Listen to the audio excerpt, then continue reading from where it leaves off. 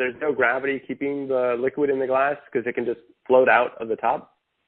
So most astronauts kind of use sippy cup or like squeeze bags for pouches for their beverages.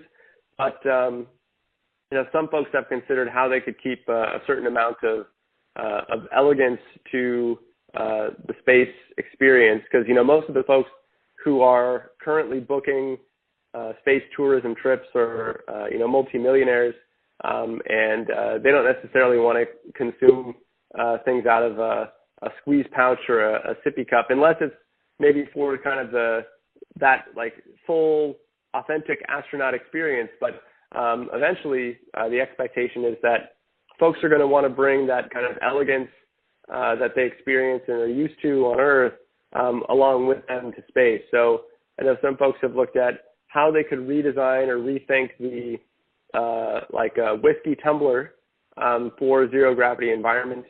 I know that a few years ago there was a whiskey company that had developed a system that could operate in zero G for elegantly and sophisticatedly consuming whiskey. Additionally, I know that folks have looked at how they could reimagine the margarita glass or the martini glass. Yeah. Yeah.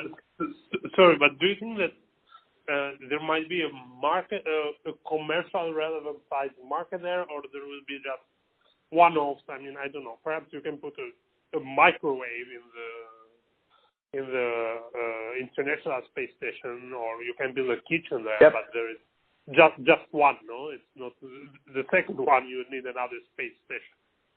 Do you think that this is something relevant, or it's very niche? I think it will remain quite niche. I think though, like the actual dollar value of the market might be, in the tens or potentially hundreds of millions of dollars. In part because the reliability of all of these components, like if you have a microwave on the International Space Station, it will be a very, very expensive microwave, because the microwave would need to make sure it doesn't interfere with or cause any power surges or damage to the space station itself. Like you don't want it to compromise life support systems.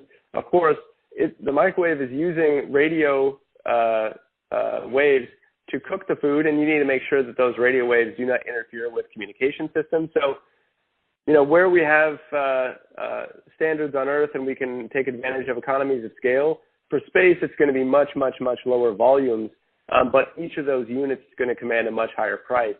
So I think that it'll be kind of niche in some senses because the volume production, I think, will be quite low until we really, truly do have, thousands or millions of people living and working in space, as Jeff Bezos and Elon Musk and others kind of envision for the future. But at least for the foreseeable future, kind of in the near term, before it's routine to send people up to space on a tourist basis, I think it'll be quite niche. But fortunately, for the market at least, each sale or each component is going to be quite expensive and quite sophisticated for various reasons, as I outlined.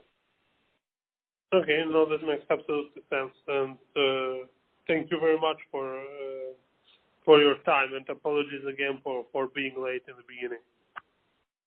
Yeah, good. All right. Yeah, thanks a lot. Thank you very much. Thank you. Bye. All right. Bye.